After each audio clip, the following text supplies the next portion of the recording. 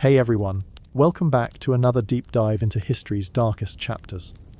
Tonight, we're unpacking one of medieval Europe's most catastrophic exercises in religious enthusiasm and adult negligence, the Children's Crusade of 1225.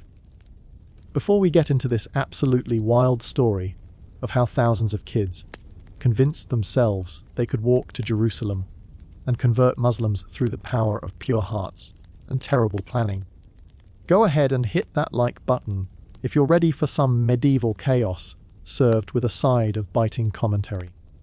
Drop a comment letting me know where you're watching from. I love seeing this community span the globe, while we collectively shake our heads at historical disasters that were entirely, painfully preventable. Now settle in, maybe grab something warm to drink, because we're about to explore how two shepherd boys managed to convince entire communities that sending children on a 1,000-mile death march was somehow God's plan. It's the kind of story that makes you wonder how humanity has survived this long, and yet here we are. So dim those lights, get comfortable, and let's dive into this medieval masterclass in how religious fervor, geographic ignorance, and adult irresponsibility can combine to create absolute tragedy. Picture this. The year is 1212, and Europe has collectively lost its mind. Not in the usual way, like starting a war over who owns a particularly nice hill, but in a special, uniquely medieval way that involves sending thousands of children on a holy mission to reclaim Jerusalem. Because nothing says divine intervention like a 12-year-old with a walking stick and unwavering faith in miracles. It started, as these things often do, with a shepherd boy. Not just any shepherd boy, mind you, but Stephen of Cloyes, a French kid who claimed Jesus Christ himself had appeared to him in the fields. Now, when a modern child says they've seen Jesus, we schedule a therapy appointment. In 1212, we scheduled a crusade.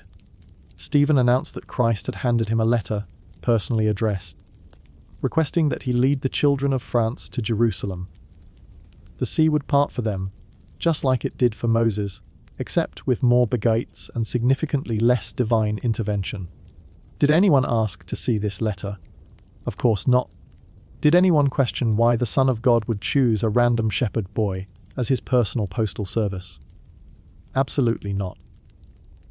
This was an age where people believed that if you didn't go to church, your teeth would fall out, so a talking Jesus in a field was just Tuesday. Stephen began preaching in the markets, and children flocked to him like moths to a flame.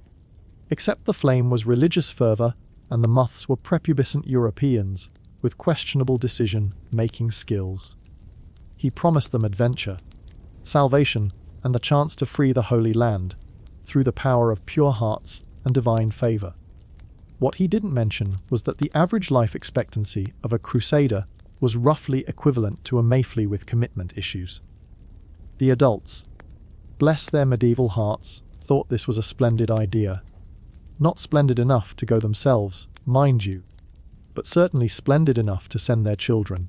After all, children were pure of heart, untainted by sin, and therefore more likely to succeed where grown men with actual weapons and military training had failed repeatedly.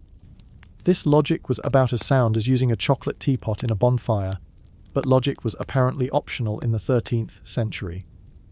Meanwhile, across the Rhine, because one child-led crusade wasn't enough, a German boy named Nicholas was having his own divine encounter.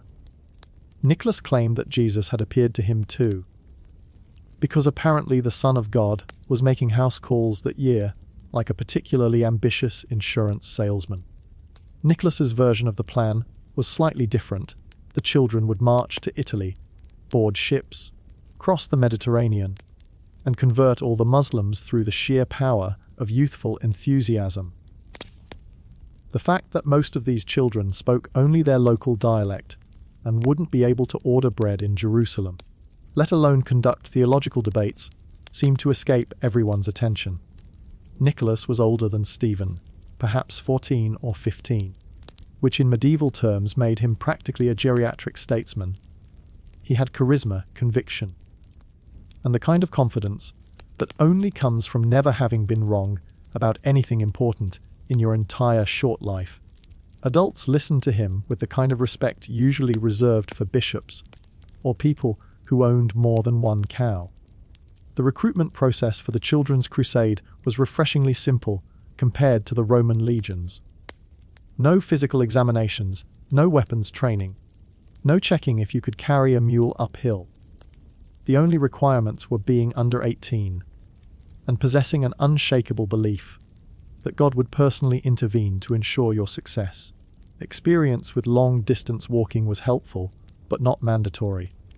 Knowledge of geography was irrelevant, since divine providence would handle navigation.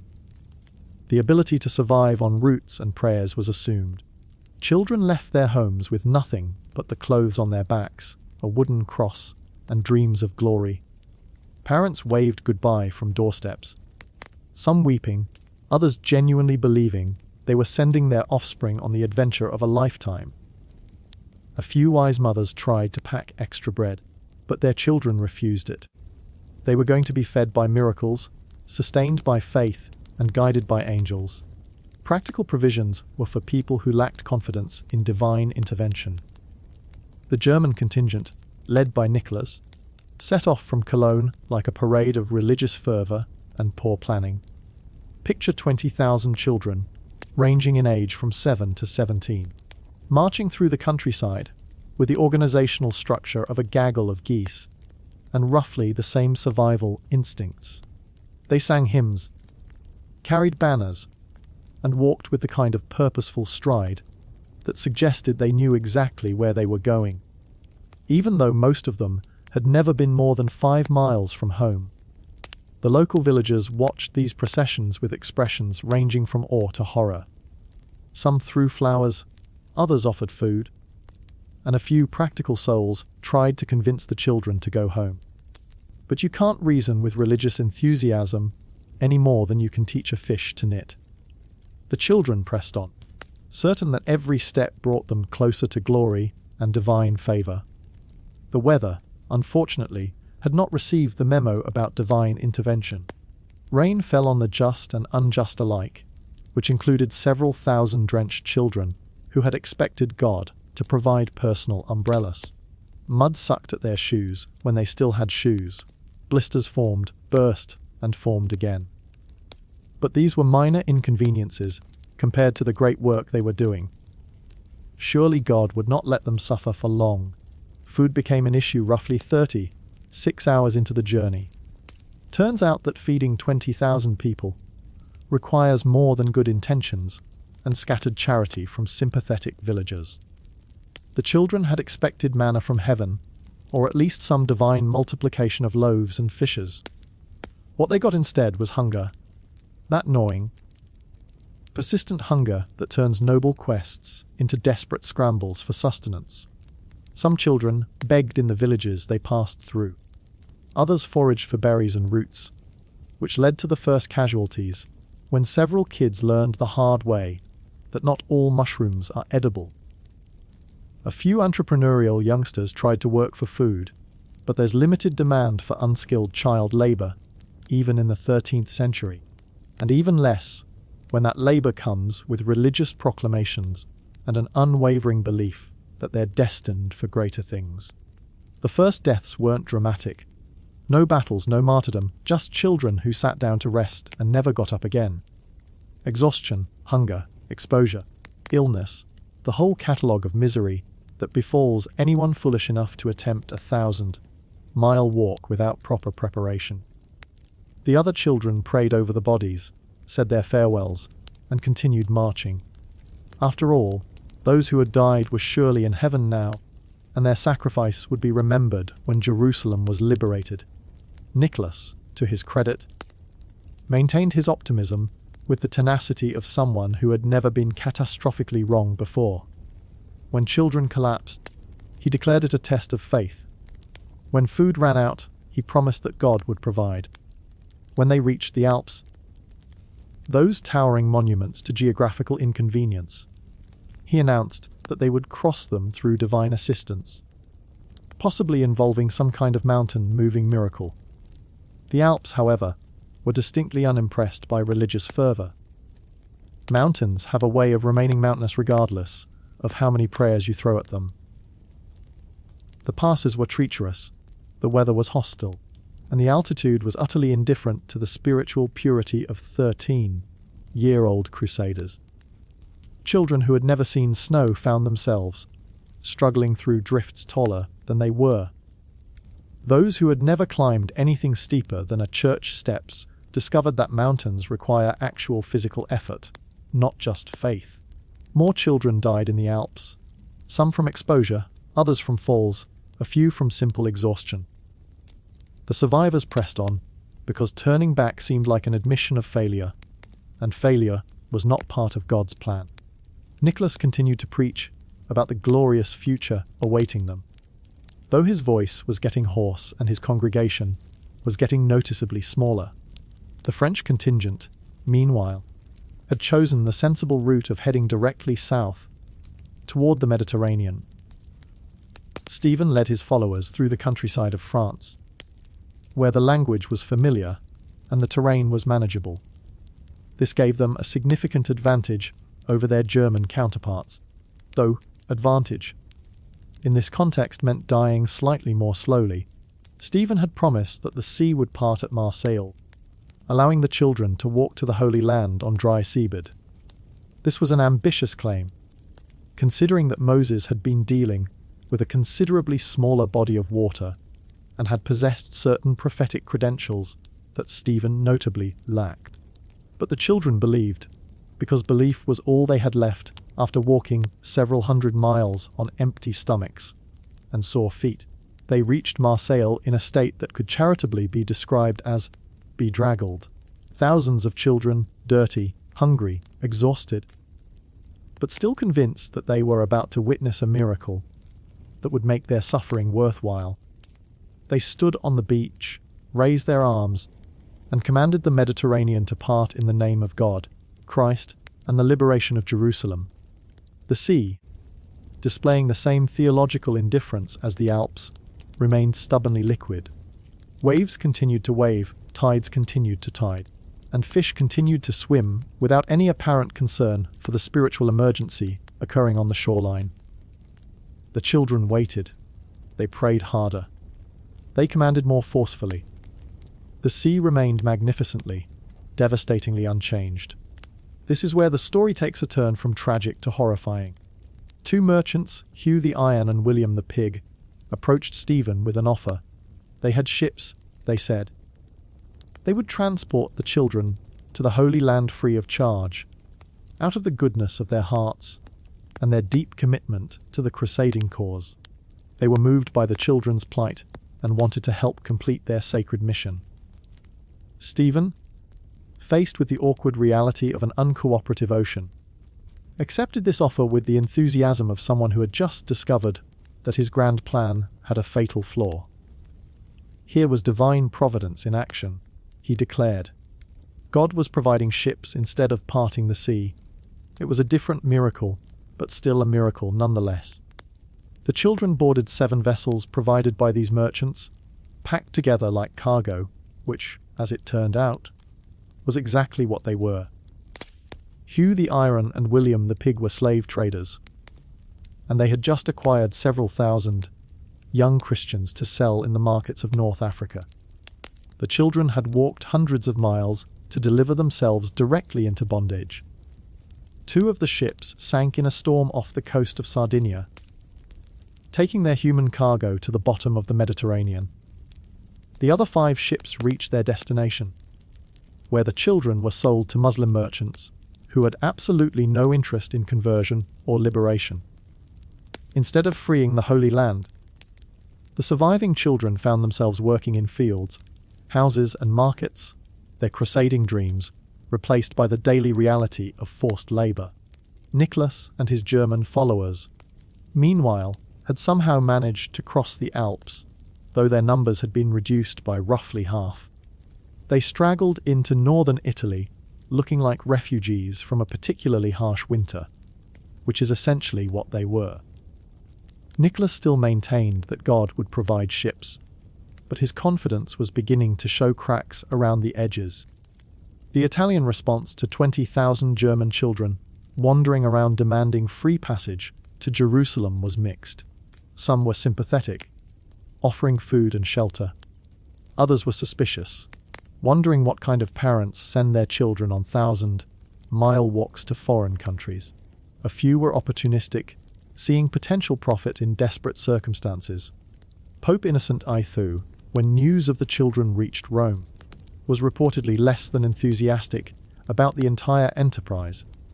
The Catholic Church had not sanctioned this crusade, had not requested child soldiers, and was not particularly interested in explaining to European parents why their offspring had vanished into the Mediterranean.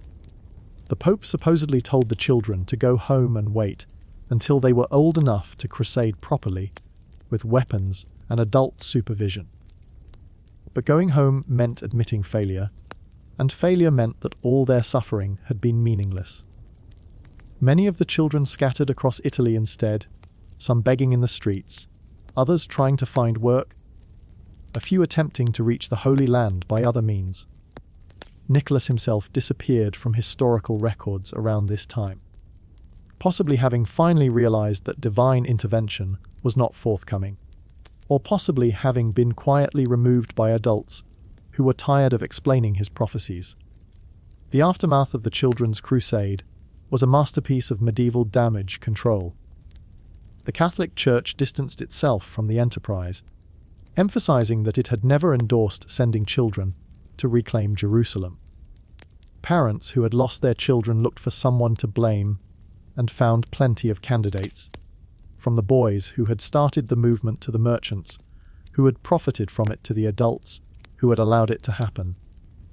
Stephen of Cloyes, the French shepherd boy who had started it all, also vanished from history. Whether he died, fled, or was quietly eliminated by people who held him responsible for the disaster, no one knows. The letter from Jesus was never produced, which was probably for the best, since it would have been difficult to explain why the Son of God had such poor handwriting. The whole episode was quietly forgotten by official histories, tucked away like an embarrassing family secret. The Catholic Church had more successful crusades to celebrate, and European nobility had more profitable wars to fight. The Children's Crusade became a footnote, a cautionary tale, a reminder of what happens when religious enthusiasm meets poor planning and adult irresponsibility. But the real tragedy wasn't just the death and suffering of the children, though that was certainly tragic enough. The real tragedy was that it was entirely preventable. Every adult who watched those processions of children march past had the power to stop them, to send them home, to explain that divine intervention is not a reliable travel plan. Instead, they waved and prayed and hoped for miracles while children walked to their deaths. The medieval mindset that made the Children's Crusade possible was a unique blend of religious fervor, geographical ignorance, and a disturbing willingness to gamble with other people's lives. It was an age when maps showed sea monsters instead of accurate coastlines, when travel meant months of walking through hostile territory, when the difference between 100 miles and 1,000 miles was purely theoretical to most people. Children in 1212 lived in a world where miracles were expected, where saints regularly intervened in human affairs, where God was actively involved in the day-to-day management of Christian affairs. If an adult claimed divine revelation, it was taken seriously. If a child claimed the same thing, it was taken even more seriously, because children were supposedly closer to God, unburdened by the sins that corrupted adult hearts. This created a perfect storm of conditions for disaster. Charismatic child leaders, adults who believed in their divine mission, a political and religious climate that encouraged crusading, and a complete lack of practical knowledge about the realities of medieval travel and warfare. Add in a few unscrupulous merchants and the standard medieval indifference to child welfare, and you have all the ingredients for tragedy. The Children's Crusade was also a symptom of larger problems in medieval society. The Crusades had been going on for over a century by 1212, and they had not been notably successful. Jerusalem had been captured, lost, recaptured, and lost again. The Holy Land remained stubbornly unconverted. The Muslims remained undefeated. And the whole enterprise was beginning to look like an expensive way to get Europeans killed in foreign deserts. But admitting that the Crusades were a failure would have required questioning fundamental assumptions about divine favor, Christian superiority, and the righteousness of holy war. It was easier to believe that the problem wasn't with the Crusades themselves, but with the Crusaders. Adult warriors had failed because they were corrupted by sin, greed, and worldly concerns. Children, pure and innocent, would surely succeed where their elders had failed. This logic was appealing because it placed the blame for crusading failures on moral inadequacy rather than strategic impossibility.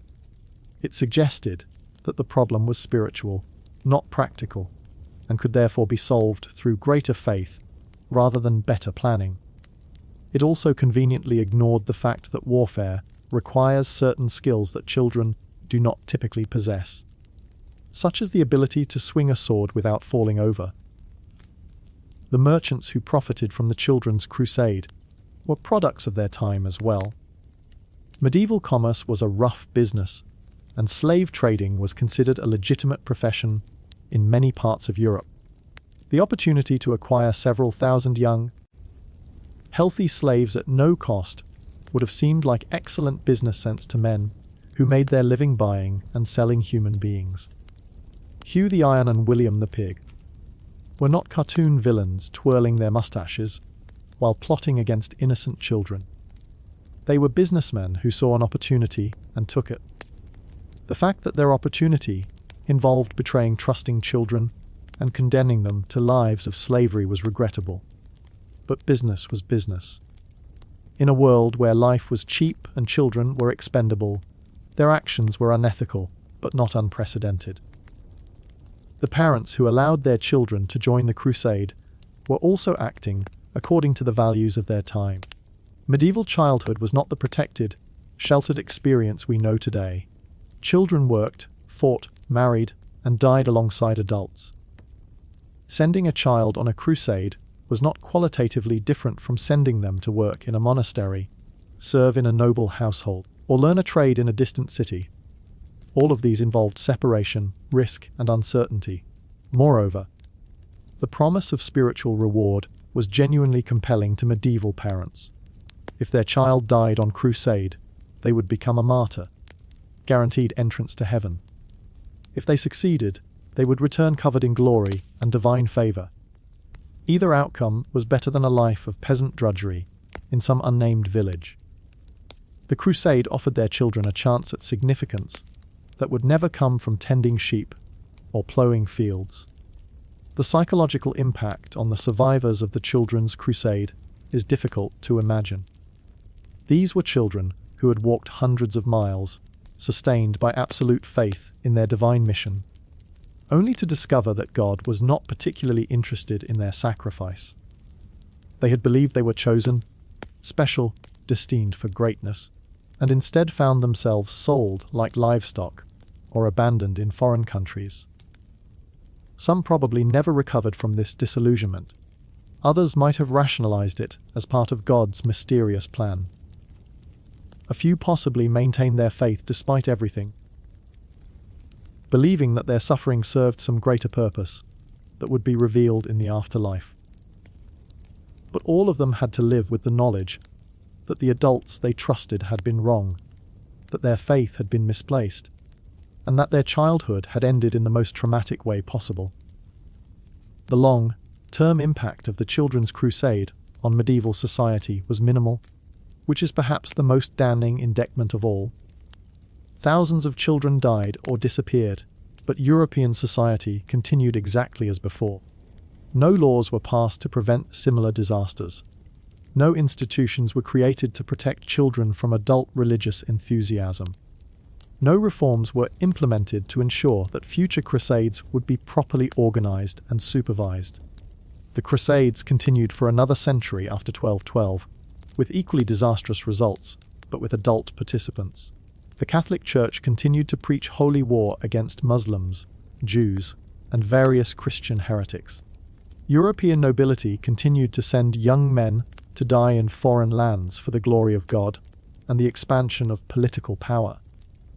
The Children's Crusade changed nothing because it was seen as an aberration rather than a logical consequence of crusading ideology. Medieval chroniclers who recorded the Children's Crusade tended to focus on its supernatural aspects rather than its practical failures. They debated whether the visions were genuine, whether the children were truly chosen by God, whether the disasters that befell them were divine punishment for some hidden sin.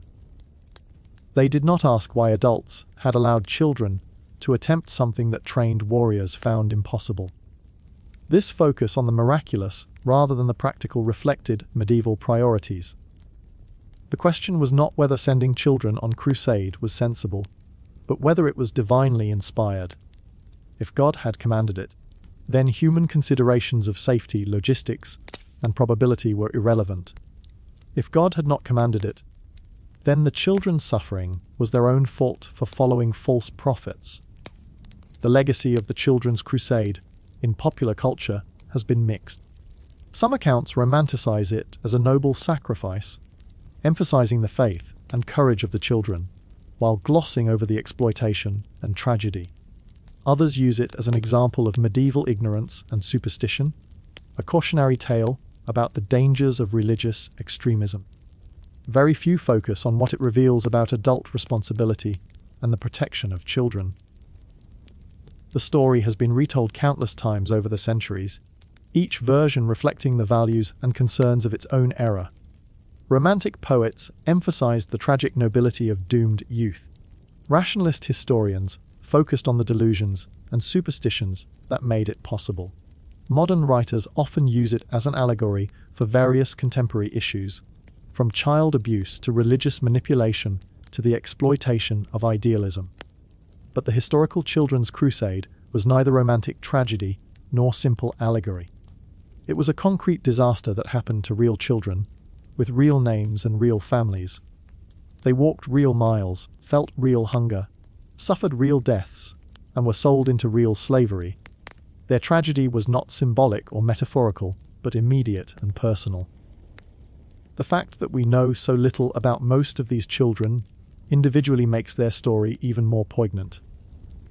They have become a collective noun, the Children's Crusade, rather than thousands of separate human beings with their own hopes, fears, and experiences. History has erased their individuality, just as thoroughly as medieval society erased their lives. Medieval record, keeping was spotty at best, and the records that do exist focus on leaders and events rather than ordinary participants. We know about Stephen and Nicholas because they were the organizers, but the thousands of children who followed them remain nameless. Occasionally a chronicle mentions a particular incident or individual, but these are exceptions that highlight how little we know about the rest. This anonymity was typical of medieval attitudes toward children, who were generally considered unimportant until they reached adulthood. Their deaths were regrettable, but not remarkable. Their suffering was unfortunate, but not unexpected. They were expendable in a way that adult lives, particularly noble adult lives, were not. The Children's Crusade would have been recorded very differently if it had involved adult nobles rather than peasant children. The geographical knowledge available in 1212 was also woefully inadequate for the kind of journey the children attempted. Medieval maps were works of art rather than navigation tools, filled with religious symbolism and mythological creatures. The distance from northern Europe to Jerusalem was theoretical to most people, who measured travel time in days or weeks rather than miles.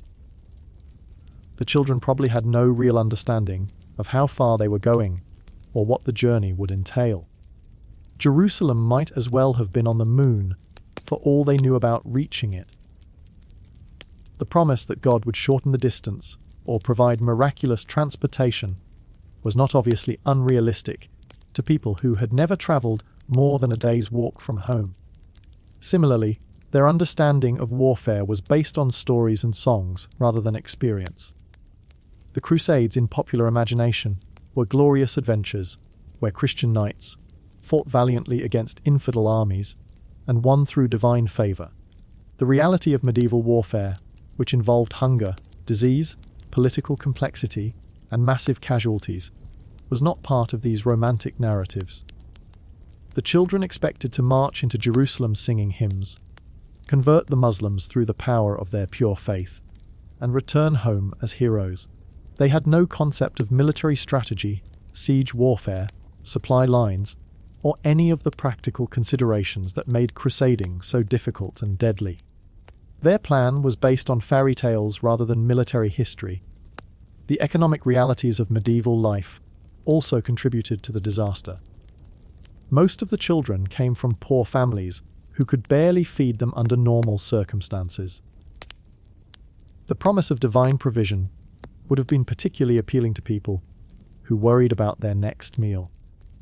A crusade that promised both spiritual reward and material support would have seemed like an answer to prayer. Parents who sent their children away may have been motivated as much by desperation as by faith. One less mouth to feed during a harsh winter could mean the difference between survival and starvation for the rest of the family. The crusade offered a way to provide for their child's future while reducing the burden on household resources. It was a cruel calculation, but medieval life required cruel calculations. The religious education of medieval children was also limited and often inaccurate. They learned Christianity through stories, songs, and visual imagery rather than through careful study of theological texts. Their understanding of God, Jesus, and divine intervention was necessarily simple and often magical. The idea that God would personally intervene to help them succeed would have seemed perfectly reasonable, given what they knew about Christian history. The social pressure to participate in the crusade was enormous once it began. Children who refused to join were seen as lacking faith, courage, or proper Christian commitment. Parents who tried to keep their children home were accused of interfering with God's plan. The movement developed its own momentum, carrying along many participants who might have preferred to stay home, but could not resist the social expectations. The role of the Catholic Church in the Children's Crusade was ambiguous, and probably deliberately so. Official church doctrine supported crusading in general, and many local priests encouraged the children, or at least failed to discourage them. But the church hierarchy maintained plausible deniability by never formally endorsing the enterprise.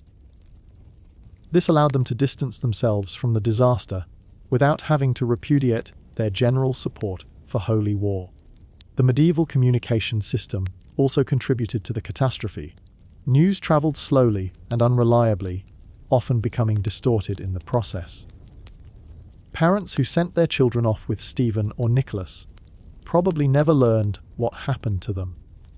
The survivors who were sold into slavery had no way to send word home. Families were destroyed without even knowing that they had been destroyed. The legal status of children in medieval society provided no protection against this kind of exploitation. Children were considered property of their parents, who could dispose of them as they saw fit.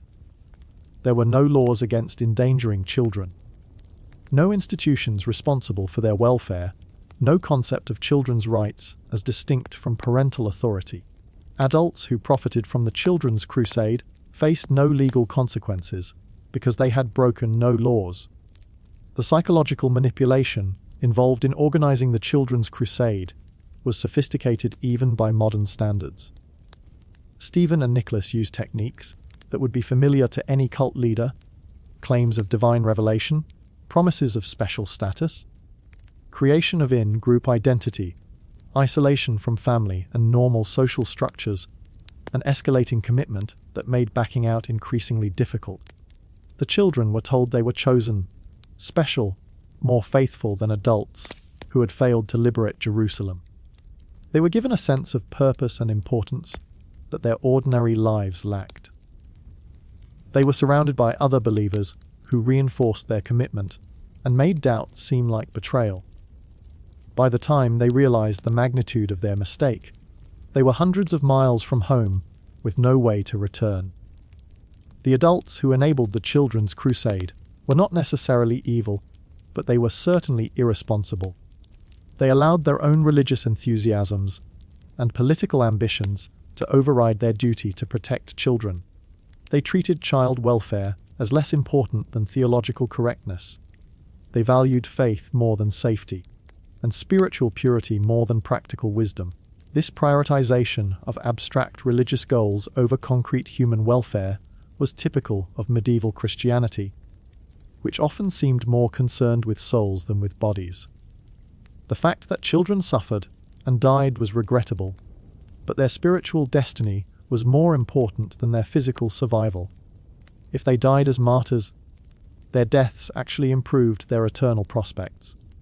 The merchants who profited from the children's crusade were enabled by a society that considered slavery normal and children expendable.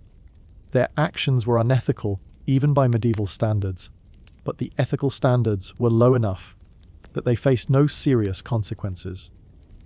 They were probably never prosecuted, never punished, and never held accountable for their betrayal of trusting children.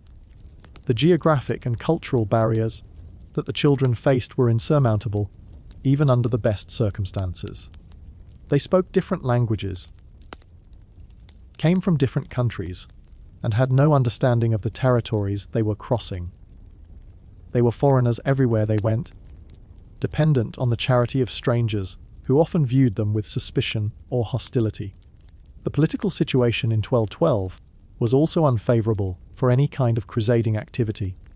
The various crusader states in the Holy Land were weak, divided, and under constant pressure from Muslim armies. Even a well-organized adult crusade would have faced enormous challenges. A disorganized mob of European children had no chance whatsoever of military success. The technological limitations of medieval transportation made the journey itself a deadly undertaking. There were no roads as we understand them, no reliable maps, no established supply chains, no emergency services. Travel was slow, dangerous, and expensive. The children were attempting something that defeated many experienced adult travelers. The medical knowledge available in 1212 was also inadequate for dealing with the health problems that arose during the journey. Medieval medicine was based on superstition and tradition rather than scientific understanding. Diseases that are easily treatable today were often fatal in the 13th century. The children had no protection against plague, dysentery, exposure, or malnutrition. The Children's Crusade was ultimately a perfect storm of medieval limitations, geographic ignorance, technological inadequacy, religious extremism, adult irresponsibility, economic desperation, political instability, medical ignorance, legal indifference, and social pressure. Any one of these factors might have been manageable, but together they created conditions for inevitable disaster. The most tragic aspect of the Children's Crusade was not that it failed, but that failure was inevitable from the beginning. Every adult who watched those processions of children should have known that they were marching to their deaths. The signs were obvious, the problems were predictable, and the solutions were available. But religious enthusiasm, political calculation, and plain indifference allowed the tragedy to unfold exactly as it had to unfold. In the end, the Children's Crusade stands as a monument to the consequences of placing abstract ideals above concrete human welfare. It demonstrates what happens when adults abandon their responsibility to protect children in favor of pursuing religious or political goals. It shows how quickly noble intentions can become exploitation when combined with power imbalances and cultural blind spots. The children who died in the Alps, drowned in the Mediterranean, or disappeared into North African slave markets were not just victims of medieval ignorance. They were casualties of adult choices, sacrifices to adult priorities, evidence of adult failures. Their tragedy was not inevitable in some cosmic sense, but was the predictable result of decisions made by people who should have known better. The lesson of the Children's Crusade is not that medieval people were uniquely cruel or stupid, but that any society can convince itself to sacrifice its most vulnerable members for the sake of its most cherished beliefs. The specific circumstances were medieval, but the underlying dynamics are universal. Adults always have reasons for endangering children, and those reasons always seem compelling at the time. The children of 1212 walked into history and vanished, leaving behind only fragmentary records and cautionary tales. They deserved better from the adults who were supposed to protect them, better from the society that claimed to value them, and better from the church that promised to guide them. Instead, they got a disaster that was entirely preventable and absolutely tragic, a reminder of what happens when faith replaces wisdom and enthusiasm substitutes for responsibility. The immediate aftermath of the Children's Crusade was a masterclass in medieval damage control and collective amnesia. News of the disaster filtered back to Europe slowly, carried by merchants, pilgrims, and the occasional survivor who managed to escape their captors or make their way home through sheer determination and extraordinary luck. But even when the truth became known, the response was muted, confused, and ultimately ineffective. The Catholic Church, faced with the public relations nightmare of having implicitly endorsed a venture that resulted in the death or enslavement of thousands of children, adopted a strategy of strategic forgetfulness. Official church records from the period are remarkably silent about the Children's Crusade, mentioning it only in passing or not at all. When it was discussed, it was typically framed as a popular delusion that the church had always opposed, despite evidence to the contrary. Local priests, who had blessed the departing children, suddenly developed selective memory about their involvement. Bishops who had praised the enterprise when it seemed divinely inspired now claimed they had always harbored doubts. The Pope himself, when pressed on the matter, allegedly expressed regret that such a thing had been allowed to happen, while carefully avoiding any discussion of why it had been allowed to happen in the first place. This institutional amnesia served several purposes beyond simple embarrassment avoidance. The Catholic Church in 1212 was engaged in multiple crusades across Europe and the Mediterranean, and admitting that one particular crusade had been a catastrophic mistake would have raised uncomfortable questions about the others. If sending pure-hearted children to liberate Jerusalem was a tragic error, what did that say about sending sin-corrupted adults to do the same thing? Moreover, the Church's entire theological framework for crusading was built on the premise that God favored Christian military action against infidels. The failure of the Children's Crusade suggested either that God did not actually favor such actions, or that the children had been somehow unworthy of divine support. Neither explanation was acceptable to an institution whose authority rested on its claimed ability to interpret divine will. The secular authorities who had witnessed the children's departure were equally eager to distance themselves from the disaster. Nobles who had provided safe passage through their territories now claimed they had been deceived by the children's leaders. Town officials who had allowed the processions to pass through their jurisdictions insisted they had tried to discourage the enterprise. Even parents who had actively encouraged their children to join the crusade began to claim they had been victims of religious manipulation. This collective rewriting of history was made easier by the medieval approach to record keeping, which was sporadic at best and heavily influenced by political considerations. Chronicles of the period were typically written by monks or clerics who had their own reasons for emphasizing certain events while minimizing others. The Children's Crusade was exactly the kind of embarrassing incident that chroniclers preferred to forget or reinterpret. The few records that do exist paint a picture of confusion and conflicting accounts. Some chroniclers claimed the children had been led astray by the devil. Others suggested they had been punished by God for their presumption. A few maintained that the crusade had been divinely inspired, but poorly executed. Virtually none admitted that adults had failed in their fundamental responsibility to protect children from their own misguided enthusiasm. The parents who had lost children in the crusade faced a different kind of tragedy. Many never learned what had happened to their sons and daughters. They waited for years, hoping for letters that never came, for return visits that never occurred. Some convinced themselves that their children were living happily in the Holy Land, successfully converting Muslims and establishing Christian communities. Others gradually accepted that their children were dead, but found comfort in believing they had died as martyrs. A few parents attempted to investigate their children's fate, traveling to the Mediterranean ports where the children had last been seen, making inquiries among merchants and ship captains. These investigations rarely yielded satisfactory answers. The slave traders who had profited from the children's trust were not inclined to provide detailed accounting of their transactions, and the buyers in North African markets had no reason to maintain records of individual purchases.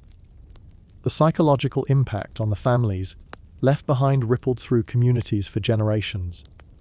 Younger siblings grew up hearing whispered stories about brothers and sisters who had vanished into legend. Parents who had encouraged one child to join the crusade became overprotective of their remaining children, sometimes to the point of paranoia. Communities that had enthusiastically supported the enterprise developed a collective guilt that manifested in various ways, from increased charitable giving to suspicion of charismatic religious figures.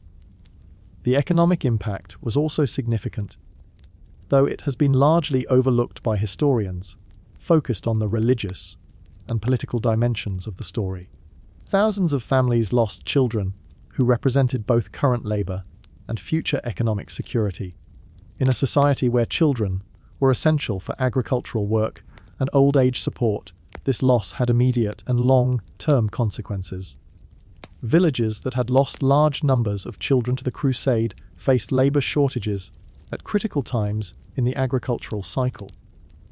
Families that had expected their children to inherit land and carry on trades found themselves without successors.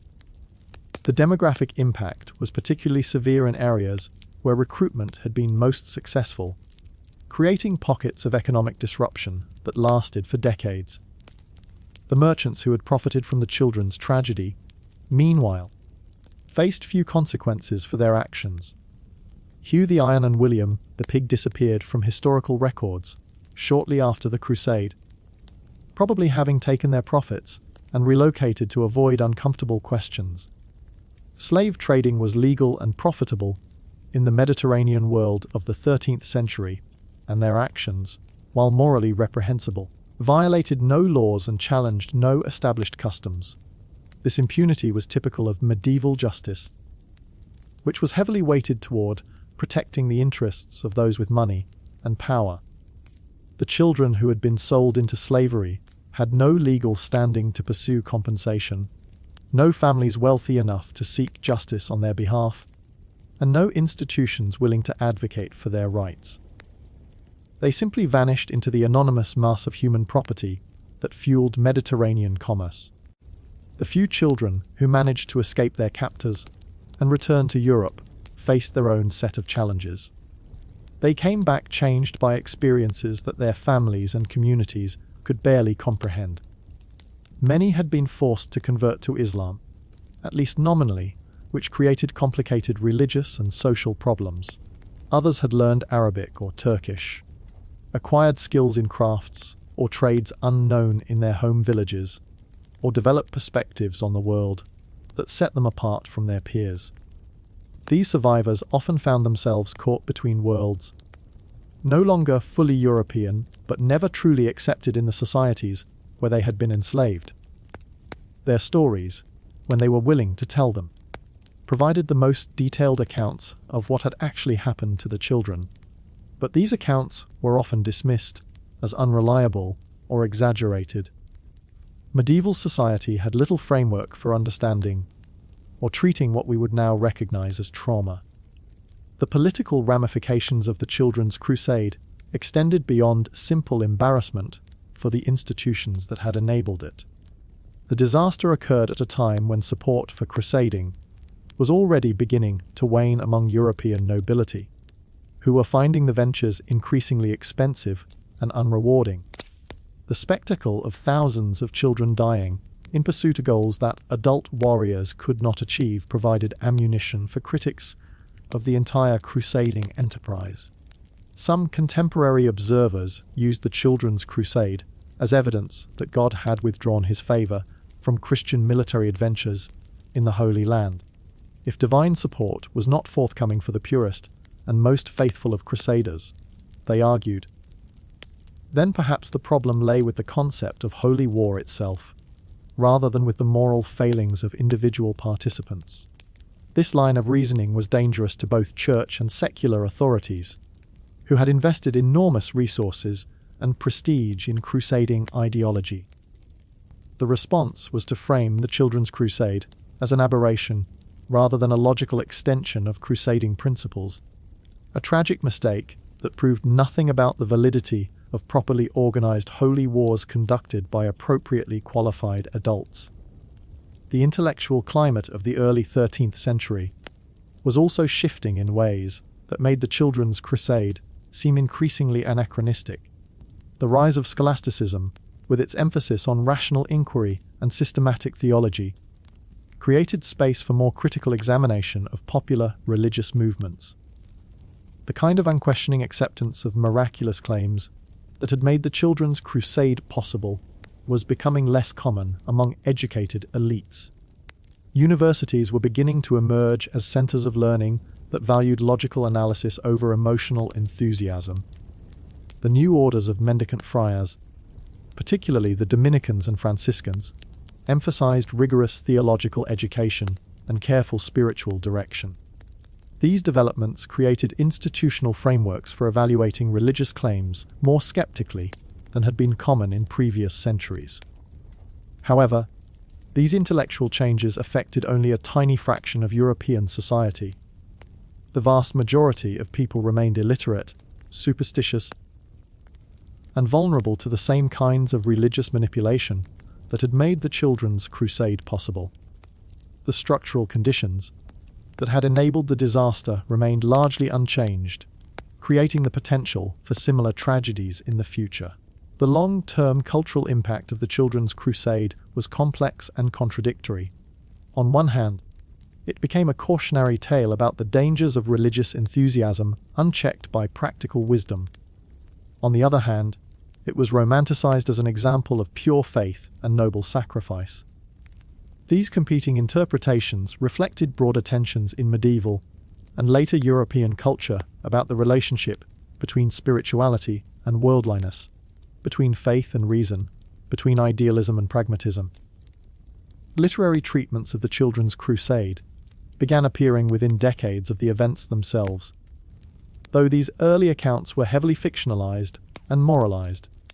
The story was used to illustrate various theological points about the relationship between divine will and human action, the nature of martyrdom, and the proper role of children in religious life. These literary versions often bore little resemblance to the historical facts, but they were more influential than accurate chronicles in shaping popular memory of the events. The emergence of the Children's Crusade as a literary theme also reflected changing attitudes toward childhood itself. The medieval period saw the gradual development of the concept of childhood as a distinct life stage with its own characteristics and needs. The tragedy of the Children's Crusade contributed to growing awareness that children required special protection and could not simply be treated as miniature adults. This evolving understanding of childhood had practical implications for how society dealt with religious enthusiasm among young people. While the institutional changes were slow and limited, there was a gradual shift toward greater skepticism of child prophets and visionaries. Adult authorities became somewhat more willing to question miraculous claims made by children and to consider the possibility that youthful religious enthusiasm might need to be guided and constrained rather than simply celebrated. The artistic legacy of the Children's Crusade was similarly complex. Medieval and Renaissance artists used the story as subject matter for paintings, sculptures, and illuminated manuscripts, but these works typically emphasized the spiritual, rather than the practical dimensions of the events. Children were depicted as angelic figures, marching toward glory, rather than as vulnerable victims of adult negligence and exploitation. These artistic representations reinforced romanticized versions of the story, while obscuring its more disturbing implications. They contributed to a cultural narrative that emphasized the nobility of the children's intentions, while minimizing the culpability of the adults, who had failed to protect them. This selective memory served various ideological purposes, but did little to prevent similar tragedies from occurring. The medical understanding of what had happened to the children was limited by the scientific knowledge available in the medieval period. The deaths from exposure, malnutrition, and disease were attributed to various causes, from divine punishment to demonic influence to natural weakness. There was little recognition that many of these deaths could have been prevented through proper preparation, adequate supplies, and competent leadership. Similarly, the psychological impact on survivors was not well understood or systematically addressed. Medieval society had limited concepts of mental health and trauma, and the children who returned from captivity were expected to simply resume their normal lives without recognition of what they had endured. Some probably never recovered from their experiences, while others found ways to integrate their trauma into their ongoing lives without institutional support or understanding. The technological limitations that had contributed to the disaster also remained largely unchanged for several centuries after 1212. Transportation, communication, and navigation improved only gradually, and medieval Europe remained a place where long-distance travel was dangerous and uncertain. The specific conditions that had made the Children's Crusade so deadly continued to threaten all travelers, not just misguided children. The legal framework governing child welfare also evolved slowly, if at all. Children continued to be regarded as property of their parents, with few independent rights or protections. The concept of the state having an interest in child welfare that might override parental authority was still centuries in the future.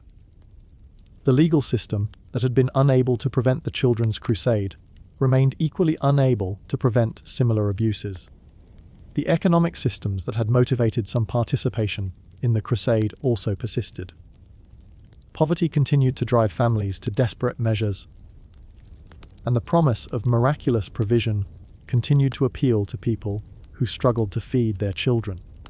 The underlying material conditions that had made the crusade seem attractive to some families remained unchanged, creating ongoing vulnerability to similar schemes.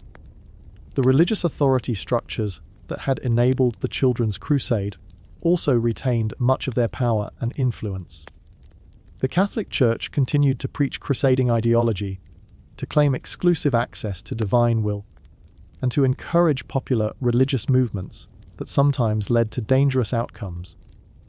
While individual church leaders might have learned lessons from the disaster, the institutional framework that had made it possible remained largely intact. The educational systems that might have provided alternative frameworks for understanding the world were extremely limited in 1212 and remained so for generations afterward. The vast majority of Europeans remained illiterate and dependent on oral tradition and religious instruction for their understanding of geography, history, and theology. The ignorance that had made the Children's Crusade possible was not addressed through systematic educational reform. The social hierarchies that had placed children at the mercy of adult authority figures also persisted largely unchanged. Children continued to have little voice in decisions affecting their lives, little protection against adult exploitation, and little recourse when adults failed in their responsibilities. The power imbalances that had enabled the Children's Crusade remained embedded in the basic structure of medieval society. Perhaps most tragically, the specific lessons that should have been learned from the Children's Crusade were largely ignored or forgotten. Future religious movements continued to attract child participants. Future crusades continued to be launched with inadequate preparation, and unrealistic expectations, and future generations of adults continued to prioritize abstract ideals over concrete child welfare. The Children's Crusade thus stands not only as a historical tragedy, but as a symbol of systemic failures that extended far beyond the specific events of 2012. It represents the consequences of adult irresponsibility, institutional inadequacy, and social indifference to child welfare. Most importantly, it demonstrates how easily societies can convince themselves that their highest ideals justify their most destructive actions, especially when the costs are borne by those least able to resist or escape. The individual stories of the children who participated in the crusade, while largely lost to history, can be reconstructed through the fragmentary evidence that survives and our understanding of medieval life. Consider Marcus, a fictional but representative 12-year-old from a village near Cologne, whose father was a blacksmith and whose mother had died in childbirth 3 years earlier. Marcus would have grown up in a world where the Crusades were not distant historical events, but ongoing realities that shaped everyday conversation and community identity. His father, Heinrich, would have been old enough to remember the Third Crusade and the stories of Emperor Barbarossa's death by drowning, Richard the Lionheart's exploits, and Saladin's reconquest of Jerusalem. These stories would have been told and retold in the blacksmith shop, embellished with each telling until they achieved the status of legend. For Marcus, the Holy Land was not a distant geographical location, but a mystical realm where Christian heroes battled evil infidels in service of God. When Nicholas arrived in Marcus's village, preaching about the Children's Crusade that would succeed where adult warriors had failed, the boy would have been primed to believe. Here was a chance for adventure, for glory, for significance in a life that otherwise promised nothing more than inheriting his father's forge and spending his days shoeing horses and mending plowshares. The crusade offered Marcus an opportunity to become part of the grand narrative of Christian history, rather than remaining a footnote in village life. Heinrich the blacksmith faced an agonizing decision. On one hand, his son represented his future security, the heir who would carry on his trade and care for him in old age. On the other hand, refusing to allow Marcus to join the crusade would mark both father and son as lacking in faith and Christian commitment. The social pressure in small medieval communities was enormous, and families who tried to resist popular religious movements often found themselves ostracized and economically vulnerable. Moreover, Heinrich genuinely believed in the crusading ideal. He had contributed money to previous crusades, had blessed local young men who had taken crusading vows, and had mourned those who had died in service to Christ. The idea that children might succeed where adults had failed was not obviously absurd to a man whose entire worldview was built on the premise that God actively intervened in human affairs to reward faith and punish sin. The morning Marcus left, Heinrich gave him his best knife, a small leather bag with a few silver coins, and a blessing that masked his terror. The boy walked out of the village with a group of other children, singing hymns and carrying improvised banners. While their parents watched from doorways and tried to convince themselves they were doing the right thing. Most of these parents would never see their children again. Marcus's journey would have followed the predictable pattern of enthusiasm, gradually giving way to hardship and despair. The first few days were probably exciting, a grand adventure with friends from his village and new companions from other communities. The children would have shared stories, sung songs, and reinforced each other's conviction that they were engaged in holy work that would surely be rewarded with divine assistance. But walking 20 miles a day on medieval roads with inadequate food and no proper shelter takes a brutal toll on young bodies. Marcus would have developed blisters within the first week, blisters that burst and became infected because medieval medical knowledge included no understanding of antiseptic treatment. His shoes, probably hand-me-downs from an older relative, would have fallen apart under the constant strain, leaving him to walk on bloody, swollen feet that made each step agony. The food situation would have become desperate within days of leaving home. The children had expected to be fed by charitable villagers along their route, and some were, but most medieval communities barely produced enough food to feed their own populations. A few loaves of bread given to passing children might mean hunger for the donor's own family, and charity has always been limited by practical considerations as much as by religious duty. Marcus would have learned to forage for berries, nuts, and roots, but medieval forests were not supermarkets, and edible wild foods were often scarce or seasonal. Some children tried to catch fish in streams, but few had the necessary skills or equipment. Others attempted to trap small animals, but hunger makes poor hunters, and their efforts were usually unsuccessful. Starvation became a constant companion. The gnawing emptiness that made every step more difficult and every decision cloudier. The nights were particularly brutal.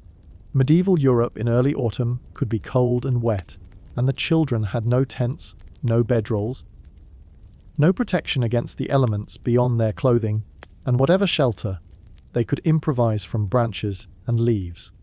They huddled together for warmth, but hypothermia claimed victims regularly.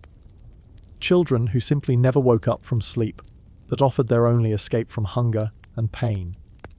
Disease spread through the group like wildfire. Dysentery from contaminated water or spoiled food left children dehydrated and weak. Respiratory infections flourished in the crowded, unsanitary conditions. Skin diseases, parasites, and infections from untreated wounds created additional suffering. Medieval medicine had no treatments for most of these conditions, and even if treatments had existed, they would not have been available to a mob of peasant children walking through foreign territories.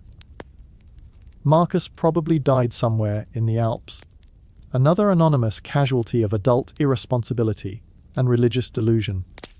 Perhaps he froze to death during a mountain storm, or succumbed to dysentery beside a mountain stream, or simply collapsed from exhaustion and starvation, and was left behind by companions who could not carry him. His body would have been buried in an unmarked grave, if it was buried at all, and his father Heinrich would have spent the rest of his life wondering what had become of his son.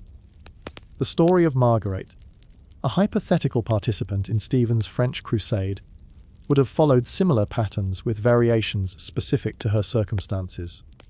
At 13, she was the daughter of a prosperous merchant in a town near Orleans, educated enough to read simple texts, and sophisticated enough to understand something about the world beyond her immediate community. Her participation in the crusade represented a different kind of tragedy than Marcus's story, the destruction of privilege rather than the exploitation of desperation. Margaret's father, Guillaume, was initially opposed to his daughter's participation in Stephen's crusade. As a merchant who had travelled extensively in France and neighbouring regions, he had a better understanding than most people of the distances involved and the dangers of long distance travel. He knew that Jerusalem was thousands of miles away, that the Mediterranean was a real ocean rather than a symbolic barrier, and that children had no business attempting journeys that challenged experienced adults. But Marguerite was determined to join the crusade, and her determination was supported by her mother, her younger siblings, and most of the family's social circle. The merchant's wife, Isabel, had been raised on stories of female saints and martyrs, and she saw her daughter's religious enthusiasm as evidence of special divine favour. Refusing to allow Marguerite to follow her calling would have seemed like interfering with God's plan for the girl's life. The social pressure in merchant families was different from, but no less intense than the pressure on peasant families. Guillaume's business depended on his reputation for reliability and Christian virtue. Customers who saw him as lacking in faith might take their trade elsewhere, and his standing in the merchant guild could be compromised if he appeared to oppose popular religious movements. Economic considerations reinforced religious and social pressures to support his daughter's decision. Marguerite left home with better equipment than most of the children in Stephen's group. She had good shoes, warm clothing, a substantial supply of food, and a purse with enough money to last several weeks. Her family's farewell was elaborate and public, a demonstration of their support for the crusading cause and their confidence in divine protection for their daughter. Guillaume blessed Margaret publicly, while privately praying that she would change her mind and return home before reaching the Mediterranean. For the first part of her journey, Margaret's superior resources allowed her to avoid the worst hardships that afflicted poorer children. She could buy food when foraging failed, seek shelter in inns when weather made camping impossible, and replace worn-out equipment when necessary. Her literacy made her valuable to Stephen's organization as someone who could help with record keeping and communication, giving her a status within the group that provided additional protection. But even privilege could not protect against the fundamental impossibility of the enterprise. Margaret's money ran out, her clothes wore through, her shoes fell apart. The advantages she had started with were temporary, and once they were gone, she faced the same hunger, exposure, and disease that killed poorer children. Her education, which had seemed so valuable at the beginning of the journey, became irrelevant when the basic requirements were physical endurance and the ability to survive on nothing. When Stephen's group reached Marseille and the sea failed to part, Margaret was among the children who boarded the ships provided by Hugh the Iron and William the Pig. Her literacy made her particularly valuable in the slave markets of North Africa, where educated European women could command premium prices as tutors, translators, or administrators in wealthy households. She was sold to a merchant family in Alexandria, where she spent the rest of her life as a domestic slave, never again seeing France or her family. Marguerite's fate was probably better than that of most children who survived the sea voyage. Her education and social background made her useful rather than merely expendable, and she may have lived relatively comfortably within the constraints of her bondage. But she never returned home, never married and had children of her own, never fulfilled the life her parents had imagined for her. The crusade that was supposed to elevate her to sainthood instead reduced her to property. The children who participated in the Children's Crusade came from every level of medieval society and brought their class backgrounds with them into the disaster. Noble children had better equipment and more resources, but they also had less experience with physical hardship and were often less prepared for the brutal realities of the journey. Peasant children were accustomed to hunger and discomfort, but they had fewer resources to draw upon when conditions became desperate. Some children were genuine believers who had been moved by religious enthusiasm, while others were motivated more by the promise of adventure or escape from difficult family situations. A few were probably running away from home and saw the crusade as convenient cover for their flight. Others may have been encouraged or forced to participate by parents who saw the crusade as a solution to economic problems or family conflicts. The group dynamics that developed during the journey were complex and often destructive. Leadership positions emerged among the children, but these leaders had no real qualifications for the responsibilities they assumed. Older children dominated younger ones, stronger children exploited weaker ones, and children from prosperous families were targeted by those from poorer backgrounds. The solidarity that had characterized the early days of the crusade broke down under the pressure of hunger, exhaustion, and despair. Religious observance, which had been central to the children's identity at the beginning of the journey, gradually gave way to more basic concerns about survival. Daily prayers became less frequent as energy was conserved for walking. Songs and hymns were replaced by silence as voices became too weak to sing. The crosses and banners that had marked the children as crusaders were abandoned along the roadside, as even their symbolic weight became too much to bear. The psychological transformation of the children during the course of the crusade was profound and tragic. They had started the journey as confident young people, certain of their divine mission and their ultimate success. They ended it, if they survived at all, as traumatized victims who had learned through bitter experience that faith alone was not sufficient to overcome physical reality. For the children who were eventually sold into slavery, the adjustment to their new lives must have been extraordinarily difficult. They had been raised as Christians in European communities, where their cultural identity was taken for granted. Suddenly, they found themselves in alien environments, where everything from language to religion to social customs was different. Some probably never adapted and died from despair or illness. Others may have found ways to preserve elements of their original identity, while accepting the reality of their new circumstances. The children who managed to escape from slavery, or otherwise make their way back to Europe, faced different, but equally challenging problems. They returned to communities that had moved on from the crusade, families that had mourned them and begun new lives, and societies that were often unwilling to acknowledge what had happened to them. Their stories were reminders of a disaster that most people preferred to forget. These returning children often found that their places in their original communities had been filled by others. Younger siblings had assumed inheritance rights, family businesses had been transferred to other relatives, and social positions had been taken by people who had stayed home. The children who had left expecting to return as heroes found themselves displaced persons in their own homeland. The long-term psychological effects on survivors are impossible to document with medieval sources, but they must have been severe. These children had experienced trauma, captivity, violence, and cultural displacement at ages when their personalities and worldviews were still forming. Many probably never fully recovered from these experiences, carrying the physical and emotional scars for the rest of their lives. The impact on medieval European society was more subtle, but no less real.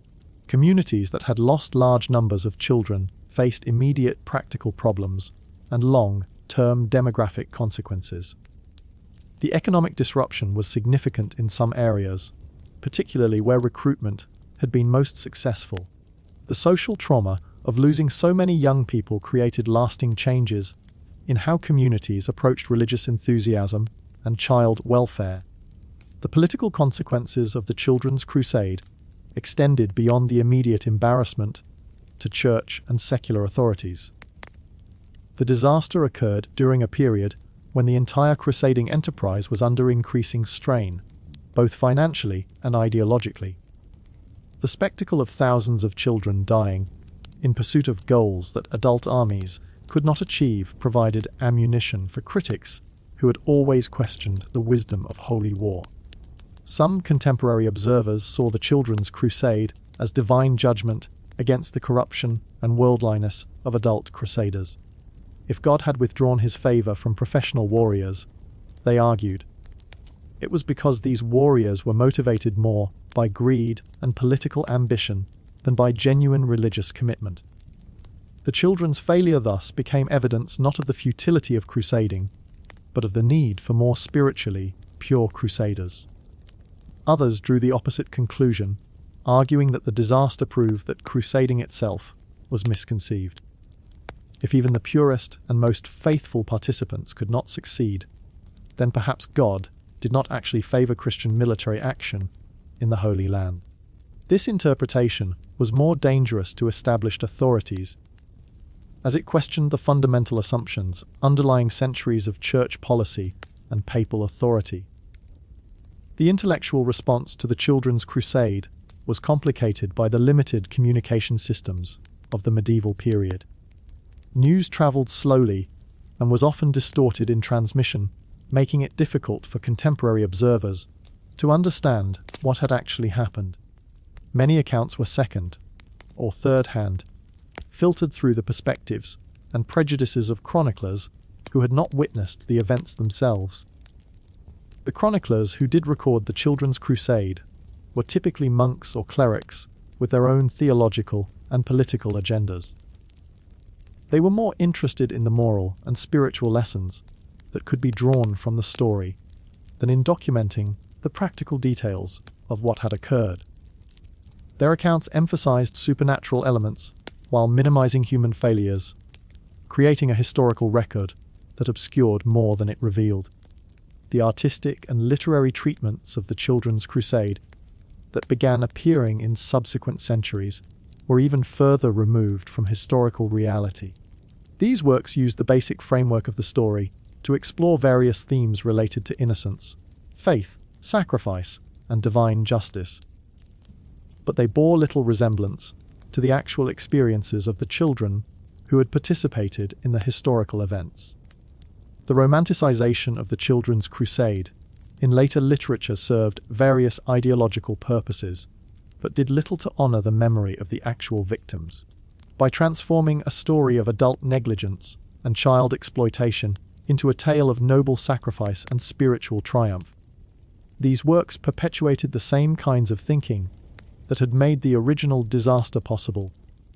The legal framework that had failed to protect the children in 1212 remained largely unchanged for centuries afterward. Medieval law recognized few rights for children independent of their parents, and parental authority was nearly absolute. The concept that society might have an interest in child welfare that could override parental decisions was still far in the future. Similarly, the economic conditions that had motivated some participation in the crusade persisted throughout the medieval period and beyond. Poverty continued to drive families to desperate measures, and the promise of miraculous provision continued to appeal to people struggling with basic survival. The underlying material conditions remained unchanged, creating ongoing vulnerability to similar schemes. The religious authority structures that had enabled the Children's Crusade also retained much of their power and legitimacy. The Catholic Church continued to preach crusading ideology, though with somewhat less enthusiasm, after the disasters of the 13th century. Popular religious movements continued to attract followers, including children, and ecclesiastical authorities continued to struggle with the problem of distinguishing genuine divine inspiration from dangerous delusion. The educational systems that might have provided alternative frameworks for understanding the world remained extremely limited.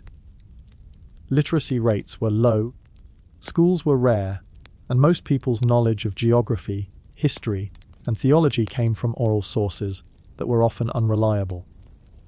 The ignorance that had made the Children's Crusade possible was not addressed through systematic educational reform until much later periods. The technological limitations that had contributed to the disaster also improved only gradually. Transportation remained dangerous and uncertain.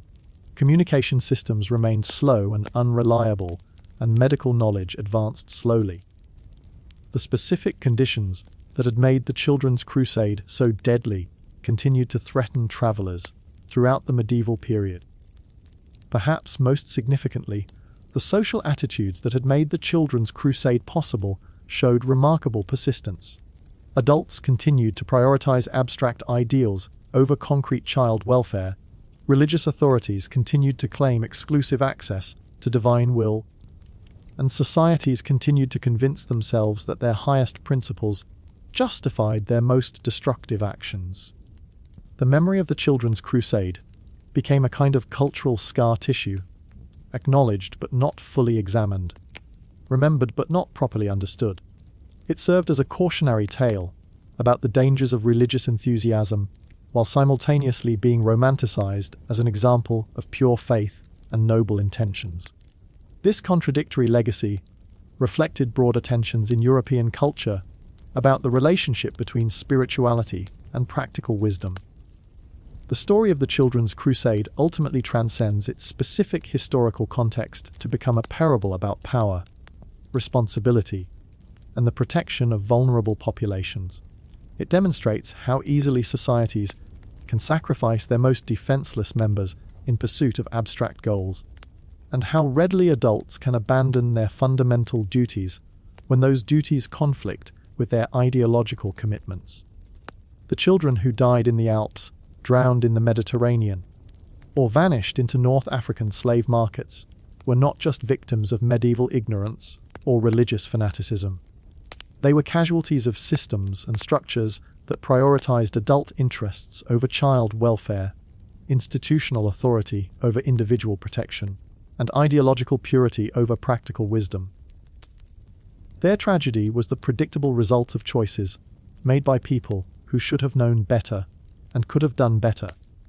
The lasting significance of the Children's Crusade lies not in its exotic medieval setting or its religious context, but in its demonstration of universal human tendencies that transcend historical periods and cultural boundaries.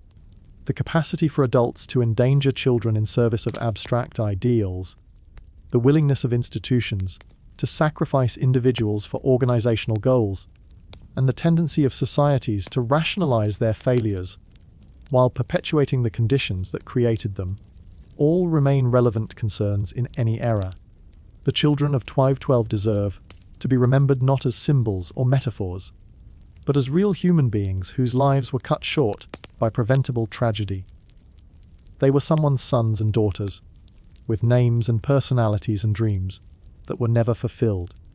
Their story is ultimately a call for vigilance against the human capacity for self-deception, and a reminder that the most vulnerable members of society deserve protection, especially when that protection conflicts with popular enthusiasm and institutional authority.